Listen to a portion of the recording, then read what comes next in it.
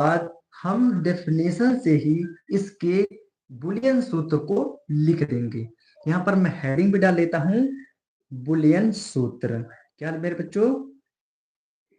Boolean सूत्र।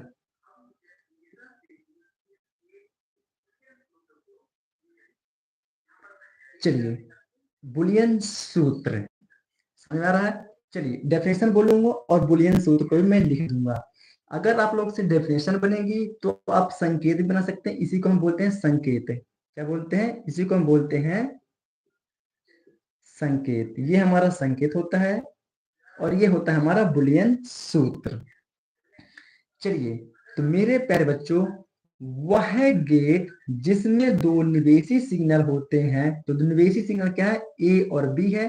तो वह गेट जिसमें दो निवेशी सिग्नल होते हैं और एक निर्गत सिग्नल होता है, और एक निर्गत सिग्नल होता है, उसे हम और गेट बोलते हैं। तथा निवेशी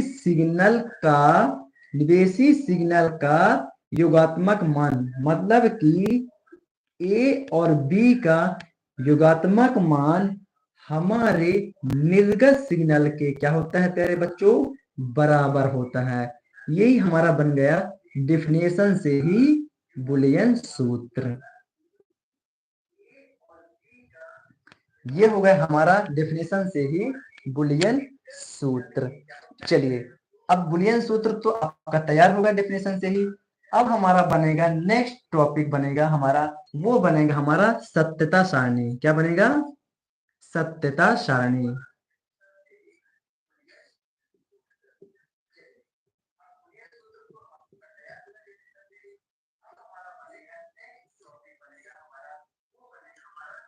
सत्यता सारणी। अब सत्यता सारणी कैसे बनती है मेरे प्यारे बच्चों, इसको हम देखेंगे। तो सत्यता सारणी में भी क्या होता है? निवेशी सिग्नल और निर्गत सिग्नल दोनों के ही कंबाइन से हमारा बनता है सत्यता सारणी। चलिए, तो यहां पर मैं डाल देता हूं निवेशी निवेशी सिग्नल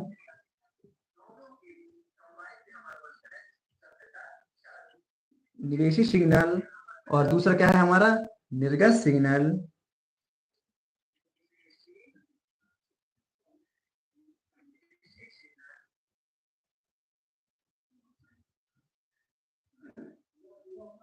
ये हो गया हमारा निर्गत सिग्नल। तो निवेशी सिग्नल में हमारे दो पॉइंट प्राप्त हैं। कौन कौन से? ए और बी। निवेशी सिग्नल में हमें दो पॉइंट प्राप्त है मेरे प्यारे बच्चों। पहला पॉइंट है ए और दूसरा पॉइंट है बी। और निर्गत सिग्नल में हमें एक पॉइंट प्राप्त है वाई, जो हमें वाई और सॉरी ए और बी से मिलके बना होता है। तो y बराबर होगा हमारा a प्लस बी। अब ये हम सारणी का निर्माण कर रहे हैं प्यारे बच्चों।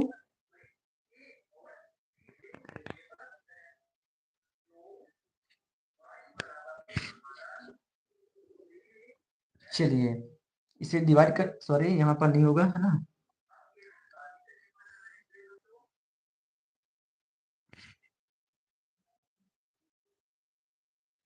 चलिए, ये हमने बना लिया अपनी सारणी। क्या बना लिया? ये हमने बना लिया अपनी सारणी। तो सारणी में देखेंगे प्यारे बच्चों कि हम यदि बिंदु ए को क्या यदि हम बिंदु ए को यदि बिंदु ए को हम क्या दे दें? शून्य दें। यदि हम बिंदु ए को शून्य दें और बिंदु बी को क्या दे दें? शून्य दे दें, मतलब हम दोनों को शून्य और शून्य दे दें। यदि हम ए और बी दोनों में शून्य है तो शून्य को शून्य के साथ हम ऐड करेंगे तो क्या आएगा मेरे प्यारे बच्चों?